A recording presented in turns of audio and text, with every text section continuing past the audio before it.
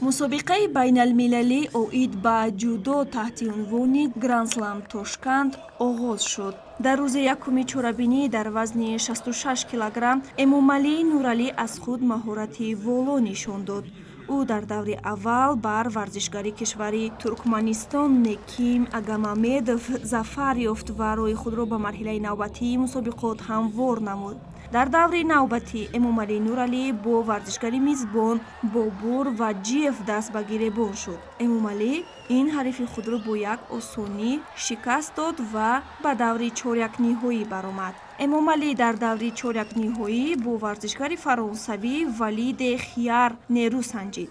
дар ин нерӯсанҷии бисёр ҳассос варзишгари тоҷик бо имтиёзи иппон зафар ёфт ва гузарномаи даври ниманиҳоиро соҳиб шуд.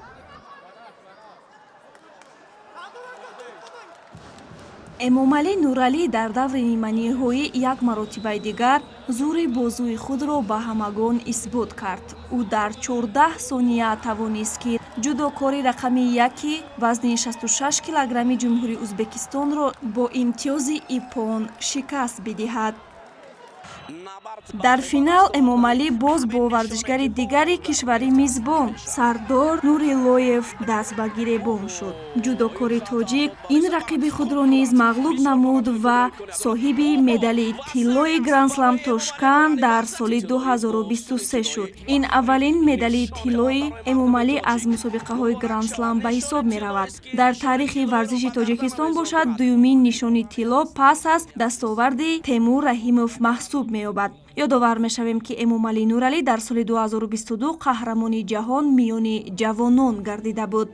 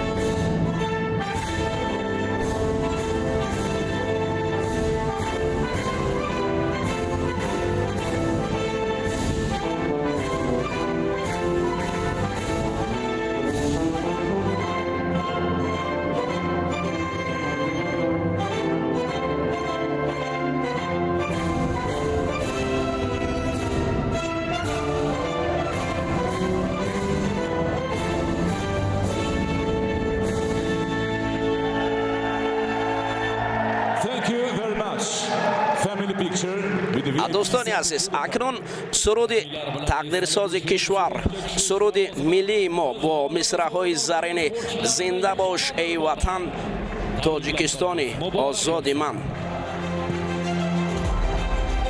دوستان گرامی چند لحظه پیشتر از این رقابت فینالی وزن 66 کیلو میانی مردان جنبست شد و در آن ورزشگر ما نورالی امامعلی توانست در یک رقابت سخت و سنگین مقابل سردار نوراللهیف از کشور ازبکستان پیروزی به دست آورد و اینک مدال طلای مسابقه گرند اسلم تاشکند در سال 2023 به خزینه دسته منتخب تاجیکستان وارد می شود. چند لحظه پیشتر از این مراسم جایزه سپاری هم در تالار صورت گرفت. آنجا سرود ملی کشورمان صدا داد و همین لحظه ما انتظار امامعلی نورالی هستیم. طور می‌بینید گروه بزرگ مخلصان جودوی کشور از سرتاسر تاجیکستان به این مکان تشریف آوردند و ما و شما همین لحظه در برابر مخلصان امامعلی را انتظار هستیم که طور می‌بینید او را تبریک کرده ایستادند. امامعلی سلام علیکم، مبارک باشد. تشکر زیاد اکا. چگونه بود رقابت فینالی؟ رقابت فینالی خیلی دشوار گذشت لیکن خوشبختانه ما پرچم تاجیکستان را در این عرصه بین‌المللی بلند داشتیم.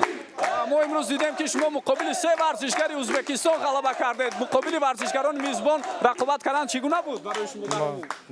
مقابل ورزشگران میزبان خیلی ورزشگران خوبشان بسیار بودن. خیلی ما توانستیم که بر آنها غلبه کنیم.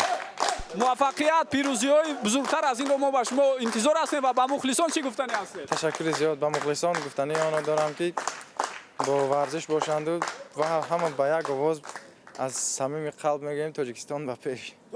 تشکر زیاد. واقعا بینندگان گرامی همین چهره که میبینید امروز نام تاجیکستان رو در سرتاسر دنیا بلند برداشت و در برابر او تعدادی بزرگ مخلصان برای دستگیری او به شهر تاشکند تشریف آوردند که ما نیز در نوبت خود تمام مردم شریف کشورمان رو با این پیروزی تبریک میگوییم.